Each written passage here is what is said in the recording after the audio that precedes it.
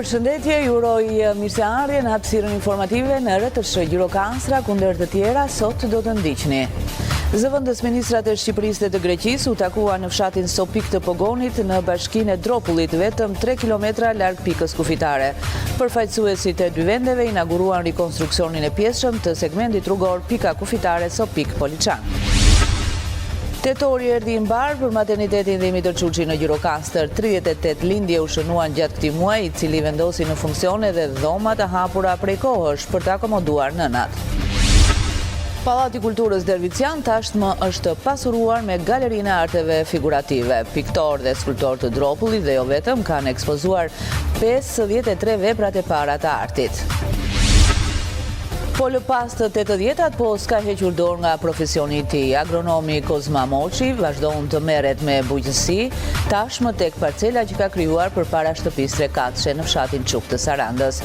Në 1500 m2 tokë ai ka mbjellë pemë frutore, duke mbajtur kështu gjallë pasionin e agronomit. Ju njohim tani më gjerësisht. Zëvendës ministrat e Shqipërisë dhe Greqisë u takuan në fshatin Sopik të Pogonit në bashkinë e Dropullit, vetëm 3 kilometra larg pikës kufitare. Përfaqësuesit e dy vendeve inauguruan rikonstruksionin e pjesshëm të segmentit rrugor pika kufitare Sopik Poliçan. Skaj e Moju Klindori, bashkisë së Dropullit, pika kufitare dhe fshati Sopik në Pogon, bashkoi përfaqësuesit politik të diplomacisë shqiptare dhe greke. Takimi dy palësh midis përfaqësuesve të Ministrisë së Jashtme të Republikës Shqipërisë dhe të Republikës së Greqisë do të zhvillohet në aksin rrugor pika kufitare e Sopikut dhe fshatit Sopik. Është një bashkëpunim që ka filluar para disa vitesh dhe si objektiv kryesor ka zhvillimin e zonës, zhvillimin rrugor. Zëvendës Ministrja e Jashtme e Shqipërisë, zonja Vilma Premti, dhe Zëvendës Ministri i Jashtëm i Greqisë që mbulon çështjet e diplomacisë ekonomike, inauguruan 5 km të segmentit rrugor pika kufitare Sopik Poliçan me një gjatësi 13 km. Ky investim u bë mundur fal një investimi të Bashkisë Dropull me një fond prej 20 milion lek, pa TVSH, si dhe një ndihmë prej 150.000 euro nga qeveria greke në materiale ndërtimi. Pas ceremonisë së thjeshtë pranë pikës kufitare të Sopikut, dy zëvendës ministrat përshëndetën të pranishmit. Është kënaqësi dhe një moment i veçantë për mua që të jem këtu sot, në një vend që mbar në vetvete historinë, traditën dhe shpirtin e mirë të bashkëtesës shqiptaro-greke, për të inauguruar së bashku këtë rrugë të re, një vepër që simbolizon zhvillimin, bashkimin dhe miqësinë. Dropulli ka qenë dhe Pogoni ka qenë gjithmonë një urlidhse mes Shqipërisë dhe Greqisë. Në këtë tokë njerëzit kanë ndarë jo vetëm kufi, por dhe miqësi, vlera dhe bashkëpunim. Kjo rrugë që sot merret është një dëshmi konkrete e këtij frymëzimi. Një rrugë që lidh jo vetëm dy fshatra, por edhe dy popull, dy shtete që ndajnë histori dhe të ardhme të përbashkët. Dërsa përfaqësuesi i qeverisë greke, zoti Haris Theoharis, gjatë përshëndetjes së tij mësoi faktit se Athina zyrtare mbështet fuqishëm rrugën evropiane të Shqipërisë, si dhe do të kontribuojë në përmirësimin e infrastrukturës në zonat ku banon minoriteti etnik grek. Αξιότιμοι Υφυπουργέ Εξωτερικών, φίλοι Vilna. Sot inaugurojmë një pjesë të rrugës që lidhin dy vendet tona, që bashkojnë dy popuj tanë, që u japin një mundësi më shumë për mbijetesë banorëve të Pogonit. Jemi sot këtu për të mbështetur anëtarët e minoritetit grek, por dhe për të rikonfirmuar predispozicionin e qeverisë greke për mbështetjen e integrimit të Ballkanit Perëndimor dhe sidomos të Shqipërisë në rrugëtimin evropian. Της συνεργασίας μεταξύ της Ελλάδας. Dy zëvendës ministrat u pritën dhe u shoqëruan kryetari i Bashkisë Dropull zoti Dimitri Toli, i cili gjatë takimit me banorët të Sopik kërkoi në emër të tyre dhe të gjithë banorëve të Pogonit ndihmë për rikonstruksionin e plotë të segmentit rrugor pika kufitare Sopik Poliçan, si dhe funksionimin me një turn të doganës nga të dy anët e kufirit në Sopik, në mënyrë që emigrantët të kthehen vetëlindje me automjetet e tyre. Tetori erdhi i mbar për maternitetin Dimitar Çuçi në Gjirokastër. 38 lindje u shënuan gjatë këtij muaji, i cili vendosi në funksion edhe dhoma të pahapura prej kohësh për të akomoduar nënat. 248 lindje janë shënuar në maternitetin e Gjirokastrës që prej janarit të 2025-s e deri në fund të këtij tetori. Rastet vijnë nga vajzat që bëhen nëna për herë të parë deri tek ato që shënojnë lindjen e tretë. Fëmia I tretë. Çfarë bëret? Djalë. Pas kujt vjen djali? Kam një djalë, një vajzë, një djalë edhe djalë prapë. Dhe mirë me shëndet? Po jemi mirë. Jemi shumë mirë të dy. Si ja vendosët emrin? Për momentin se kam vendosur akoma. Po, mendojmë t'ja vendosim janë. Lindja e sajt për ju? E para. Po bëra një djalë, jam shumë e lumtur dhe shumë emocionuar se bëra nën për herë të parë. Djale kemi. Fëmija i parë? Jo, i dytë. Fëmijën e parë? Vajzë. Qurojnë. Si e vendosit emrin? Ky ka emër Selam, e ka të gjatë dhe është ngjallur. Për kujt? Babaj tim. Ta gëzoj, ta keni mirë. Faleminderit. Tetori ndryshe nga më parë ka shënuar një fluks të lartë shka sipas së shefes së shërbimit obstetrik ginekologji, Migena Kuro ka sjellë edhe hapjen e dhomave të mbyllura në maternitetin Dimitë Çuçi. Gjatë këtij muaji kanë ardhur në jetë 38 bebe. Muaji tetor, përveç se është muaji i sensibilizimit për kancerin e gjirit, brenda ambienteve të maternitetit, kemi edhe një fluks të madh lindjesh këtë muaj, çka është një gjë e bukur që tregon vazhdimsinë e jetës. Grave pra u shërbehet që nga lindja edhe në moshat e shtyra në menopauzë e mëtej. Pra ne u shërbejmë të gjitha moshave dhe mirëpresim jetët e reja. Ky muaj, ndryshe nga muajt e tjerë, pati një fluks më të madh lindjesh, çka na detyroi që edhe dhomat e mbyllura të hapeshin për të pritur gratë e limtura. Shpresojmë të vazhdoj ky fluks dhe për ditët dhe muajt në vazhdim, sepse është një shenjë mirë e rigjallërimit të jetës në qarkun e jugut. Në qoftë se bëjmë një krahasim me të njëjtën periudhë të vitit 2024, shihet se prej janarit deri në tetor 2025, numri lindjeve është rritur me 30. Në këtë maternitet, gjatë 2024-s, erdhën në jetë 271 bebe nga gjithë qarku i Gjirokastrës. Shoqata e emigrantëve e fshatit Koshovic në Dropull organizoi në vendlindje edicionin e 4 të festës së verës. Të ardhurat nga festa do të përdoren për rikonstruksionin e kishës së fshatit. Dhjeta emigrant nga fshati Koshovic i Bashkisë Dropull u nisën nga disa qytete të Greqisë dhe u nisën në vendlindje për të qenë prezent në një festë tradicionale e cila është ringjallur gjatë viteve të fundit. Në kushte shumë të vështira atmosferike, po zhvillohet edicioni 4 i festës së verës këtu në skajin më jugor të qarkut Gjirokastrës në fshatin malor Koshovica Dropull i Sipër. Për këtë fest kanë ardhur emigrantët, djemtë e vajzat e fshatit, nga të gjitha qytetet dhe rrethet dhe qarqet e Greqisë dhe jo vetëm. Janë e shumë të tjerë të ardhur nga fshatet e tjerë, por sidomos emigrantët që kanë ardhur nga Amerika edhe nga disa shtetet të Evropës. Kryetaria e shoqatës së emigrantëve zonja Katerina Goni ka lindur në gjysmën tjetër të fshatit Koshovic, në Ajo Marina, në tokën greke, dhe si e tillë nuk e flet gjuhën shqipe. Megjithatë, ndodhet në krye të punëve duke dhënë shembullin e saj personal. Para pak muajsh, shoqata e emigrantëve të Koshovic ka ndërmarrë nismën për rikonstruksionin e çadisë së kishës së fshatit, Shën Gjorgji. Ky aktivitet sot është për të riparuar kishën e fshatit. Kemi besim se gjithë banorët e fshatit, gjithë emigrantët, ata që janë këtu dhe ata që nuk janë këtu, që janë në Athinë, do ndihmojnë për të riparuar kishën e fshatit. Janë të lidhur, se edhe fëmijët, edhe të rinjt vinë në fshat, kur kanë mundësi, edhe synojmë që të vinë më shpesh të rinjt në fshat.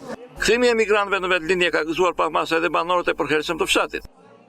Jemi shumë të gëzuar që fëmijët tanë nisën nga Athina, nga të gjithë anët të Greqisë dhe vinë këtu për të festuar dhe të mbajnë fshatin,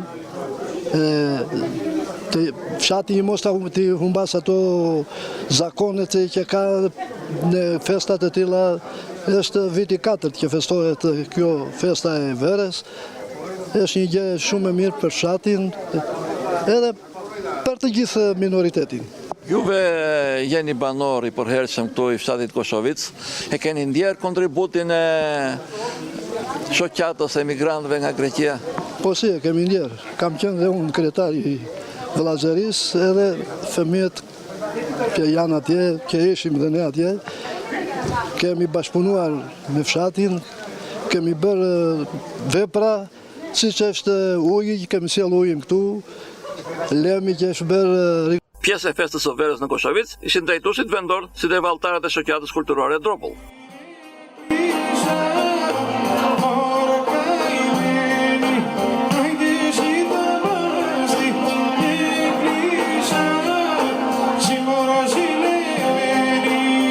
Pallati Pallati i Kulturës Dervician tashmë është pasuruar me galerinë e arteve figurative. Piktor dhe skulptor Dropullit dhe jo vetëm kanë ekspozuar 53 veprat e para.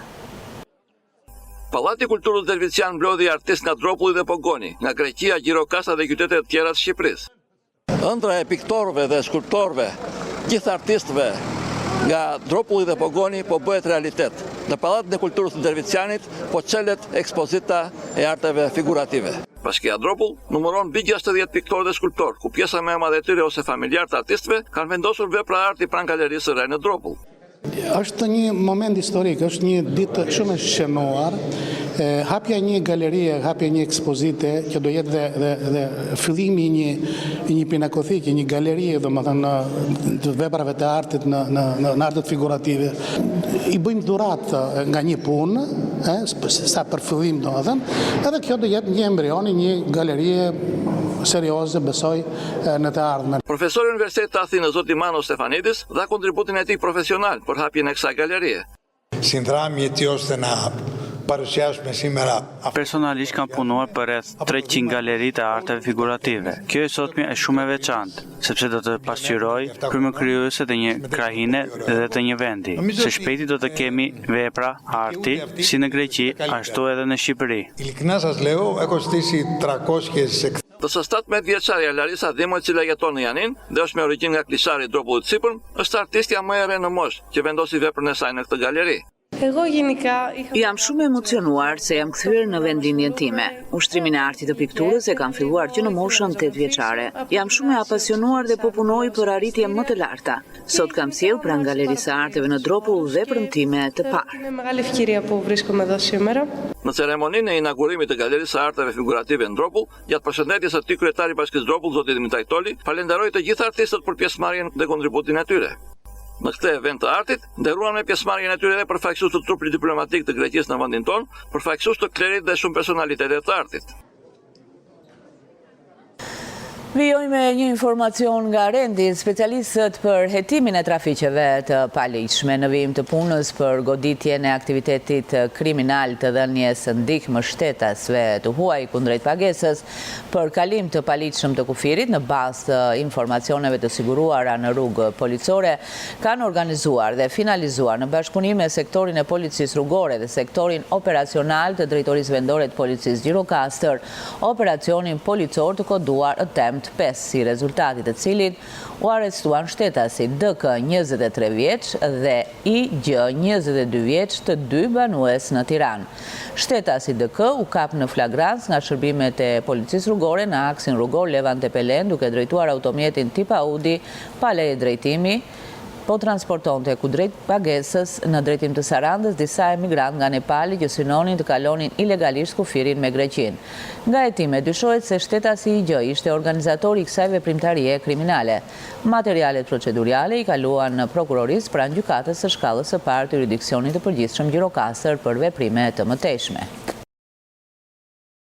Vijoj me të tjera informacione. Një nga mënyrat e pasurimit të bibliotekës Apostol Meksi në Gjirokastër është dhurimi. Së fundi ishte folkloristi Lungjiot Koço Vasili që veprën e tij të 6 kushtuar ansamblit Lungjuria e bëri pjesë të fondit të saj.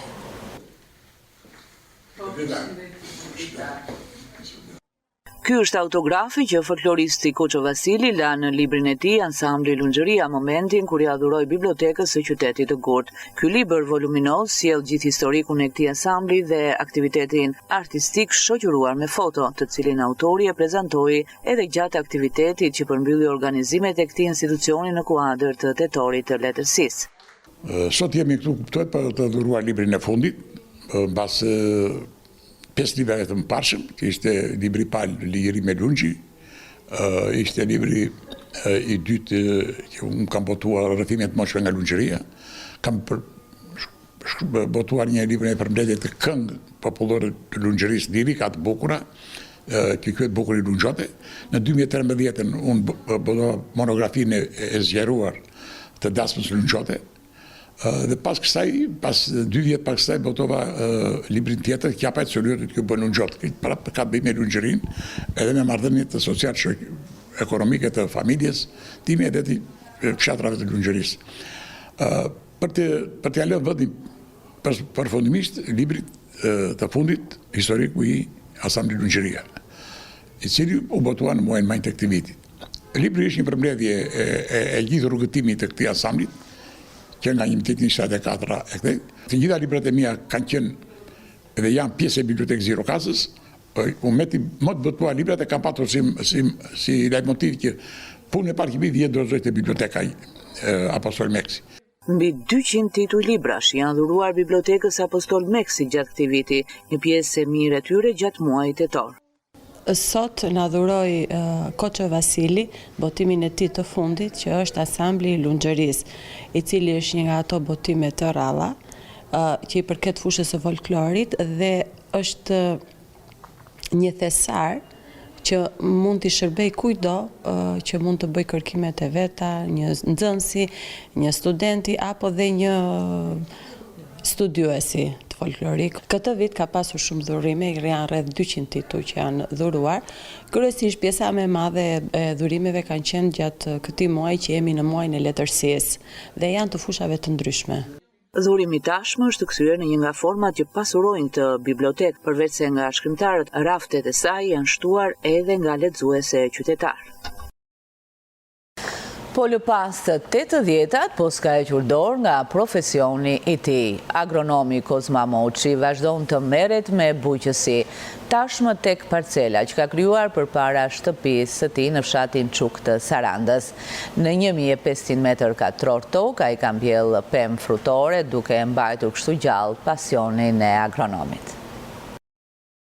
Për këdo që del në pension në Sarandë, thuhet se është një peshkatar që anijet i shikon nga bregu. Ndërsa me agronomin Kozma Moçi nuk ndodh kështu. Edhe pse lë pas të 80-at thotë se nuk e kanë lënë veten të humbasë ritmin që duan punët e bujqësisë. Jetën aktive dhe profesionin e agronomit tani e vazhdon tek parcela që ka krijuar përpara shtëpisë, Buzrrugës në fshatin Çuk të Sarandës.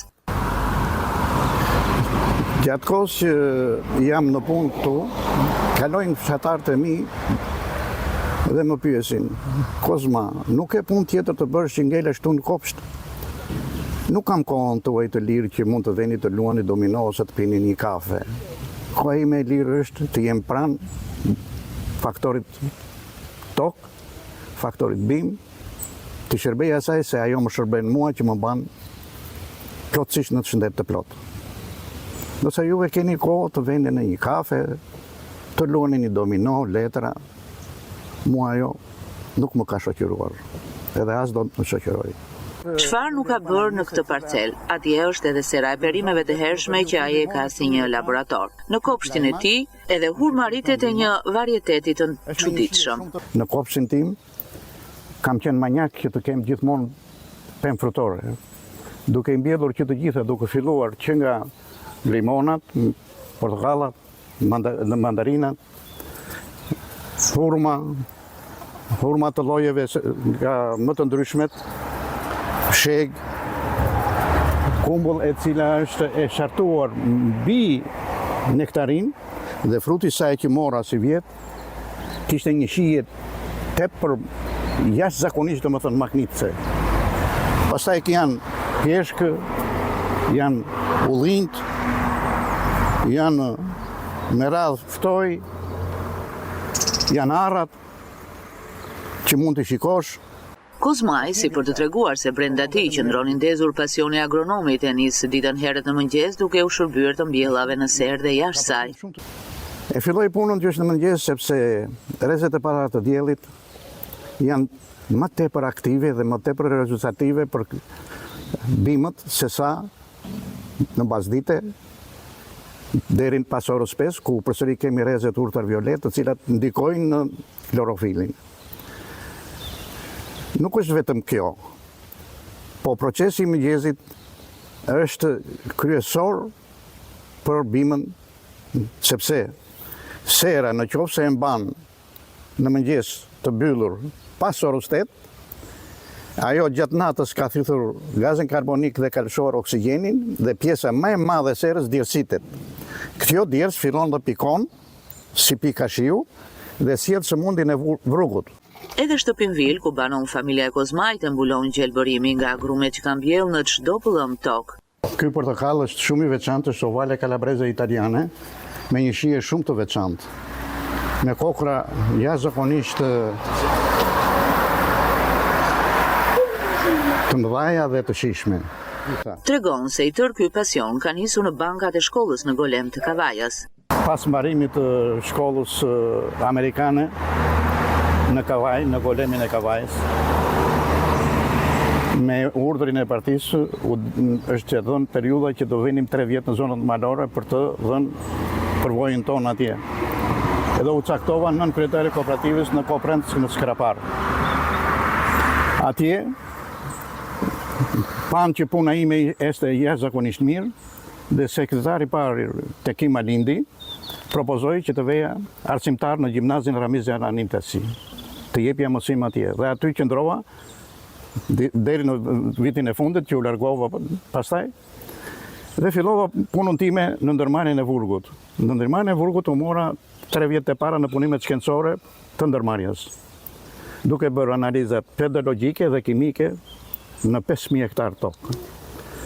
Nxora hartat ku ndërmarrja dhe drejtoria mbetën të maknitur, më thënë, në këto harta, ku mbi to mbështetese pasandaj pasuria ekzistuese e tokës, e pasur, e varfër dhe e mesme, dhe nëpërmjet këtyre tregus nxirrnim sa ishte aftësia prodhuese e vetë tokës, sa ishte mundësia që të hidhnim nitrat ose pera superfosfat sipas vlerave kimike që kishin nga pasuria e tyre, dhe në këtë mënyrë si ndërmarrja shtuan prodhimin në shumë kultura bujqësore. Lumturia e Kozmait është e lidhur me djalin, i cili ecë në gjurmët e tij pasi thotë që punon me të njëjtën dashuri për tokën. Në vazhdimsinë time kam edhe djalin i cili i ka pëlqyer bujqësia, la dhe greqin, dhe me një traktor i cili ka të gjitha agregatet, është i lidhur me të dhe nuk shkëputet, nga mëngjesi deri në darkë. Është gjithmonë i lidhur me bujqësinë. Në vazhdimsinë time kam edhe djalin i cili i ka pëlqyer bujqësia, la dhe greqin, dhe me një traktor i cili ka të gjitha agregatet, është i lidhur me të dhe nuk shkëputet, nga mëngjesi deri në darkë.